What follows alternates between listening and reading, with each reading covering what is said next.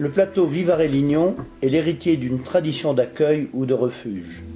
Ceci a naturellement incité à choisir la ville du Chambon pour y installer le centre d'accueil des demandeurs d'asile, le CADA. Depuis septembre 2000, il accueille les étrangers recherchant la protection d'asile que notre pays honore dans le cadre des conventions internationales issues de la Déclaration universelle des droits de l'homme de 1948. La création de Plateau Asile Solidarité a été précédée par plusieurs comités de soutien successifs. Au départ, il y a des bénévoles qui donnent des cours de français, langue étrangère et de soutien scolaire pour les enfants du CADA. Jusqu'à 2004, le traitement et l'instruction des demandes ne posaient pas de gros problèmes. Les demandeurs d'asile étaient hébergés le temps d'établir leurs demandes, parfois acceptés tout de suite, parfois en appel. Ils repartaient s'installer quelque part en France et seule restait la tristesse de les voir partir quand on avait lié amitié avec eux. La situation change à partir de 2004 avec le durcissement de la politique du droit d'asile. Les premiers refus arrivent.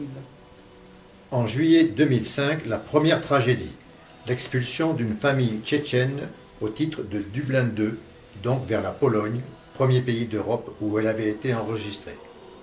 Le fait que des gendarmes soient venus, pour de vrai, les chercher au petit matin pour les conduire en centre de rétention fut un vrai électrochoc. Heureusement, l'association Médecins sans frontières s'est battue pour eux et son action a permis leur insertion en France. Mais pour les personnes qui les connaissaient, ce fut une révélation. L'expulsion pouvait arriver même sur le plateau. Terre d'asile, d'accueil. Nous n'étions pas spécialement protégés. En août 2007, nouvelle crise. Une famille azérie-arménienne avec 2 petits-enfants nés en France est frappée d'obligation à quitter le territoire français, provoquant panique et désespoir. On a commencé à réfléchir. D'abord, il était évident qu'ils ne pouvaient pas retourner dans leur pays où ils étaient en danger de mort. Des groupes de bénévoles intervenant au CADA et des sympathisants ont commencé la mobilisation sous forme de pétitions, articles dans la presse, fêtes pour les faire connaître, délibération de soutien de certains conseils municipaux, Saint-Agrève, Le Mazet. Ce groupe informel s'est transformé en comité de soutien. Ne pouvant plus être hébergé au CADA, selon les contraintes de la loi, il a fallu trouver un logement pouvant accueillir cette famille. C'est dans l'ancienne maison du maire, ô combien emblématique Charles Guillon, qu'elle est alors logée. On lui trouve un pécule afin de lui permettre de vivre, payer des procédures, et une promesse d'embauche pour le père. Puis, pour ne pas revivre l'arrestation au petit matin, un appel au tocsin est largement diffusé. Une chaîne est organisée. Si les gendarmes arrivent, une personne en prévient une autre par téléphone, laquelle devait en prévenir 10, et ainsi de suite, dont les curés et les pasteurs qui s'étaient engagés à sonner les cloches du Chambon et de Saint-Agrève. Le plus de monde possible devant venir aux abords du domicile refuge afin de protester pacifiquement contre l'expulsion et témoigner notre amitié. Ajoutez à cela une promesse du maire du Chambon, Francis Vallat, de faire une grève de la faim. Le préfet a alors délivré une carte de travail à cette famille. C'est ainsi que l'idée s'impose. Il fallait une structure pérenne de soutien qui puisse être mobilisée et immédiatement opérationnelle. Une association. L'association Plateau Asile Solidarité est donc fondée en juin 2008. L'article 1er stipule qu'elle a pour but de témoigner sa solidarité et d'apporter son aide aux étrangers qui ont dû fuir leur pays, victimes de persécutions en raison de convictions politiques, religieuses, philosophiques, d'origine ethnique ou pour toute autre action en faveur de la liberté. Plateau Asile Solidarité regroupe aujourd'hui d'autres associations, la CIMAD, la CAT, RESF, la Ligue des droits de l'homme, des membres de diverses églises, des non-croyants ou des personnes sans appartenance particulière, le tout dans le respect des convictions de chacun. L'association diffuse une lettre de liaison, la Petite Bougie, essentiellement par voie électronique, et organise un cercle de silence tous les 2e samedis du mois sur la place de la Fontaine du Chambon. Elle organise des manifestations à caractère festif ou militant pour faire avancer la réflexion à propos du droit d'asile et recueillir des fonds, indispensables en cas de soutien à apporter à une famille, frais d'avocat, de dossier, et éventuellement des collectes de légumes sur le marché.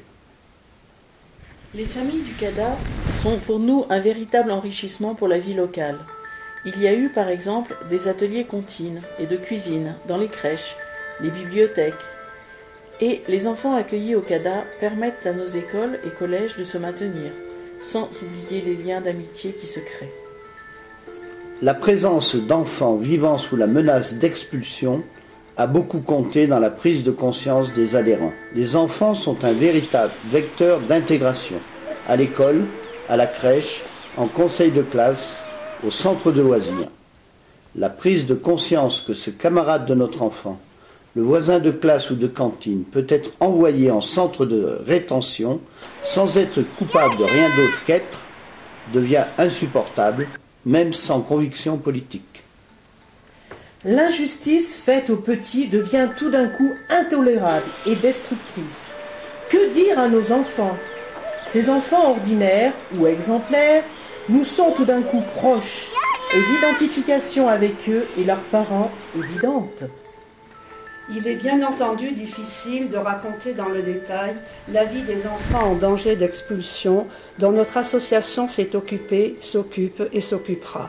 Ces histoires leur appartiennent. Ils vivent ici, ils grandissent ici, souvent admirables, comme si ces enfants n'avaient pas le droit d'être ordinaires.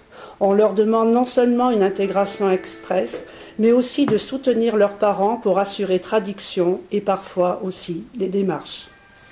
Ces enfants nous font ressentir complètement la folie du monde. Comment vont-ils grandir? Quels adultes vont-ils devenir? Que vont-ils avoir à réparer pour leurs parents, à prouver à la société? Quel désespoir ont-ils enfoui?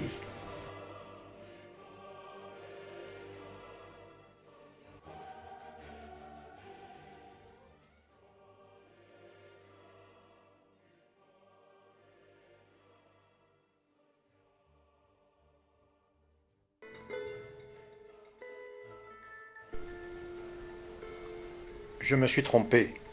Aucune frontière n'est facile à franchir. Il faut forcément abandonner quelque chose derrière soi. Nous avons cru pouvoir passer sans sentir la moindre difficulté. Mais il faut s'arracher la peau pour quitter son pays. Et qu'il n'y ait ni fil barbelé, ni poste frontière, n'y change rien. J'ai laissé mon frère derrière moi, comme une chaussure que l'on perd dans la course. Aucune frontière ne vous laisse passer sereinement. Elle blesse toutes.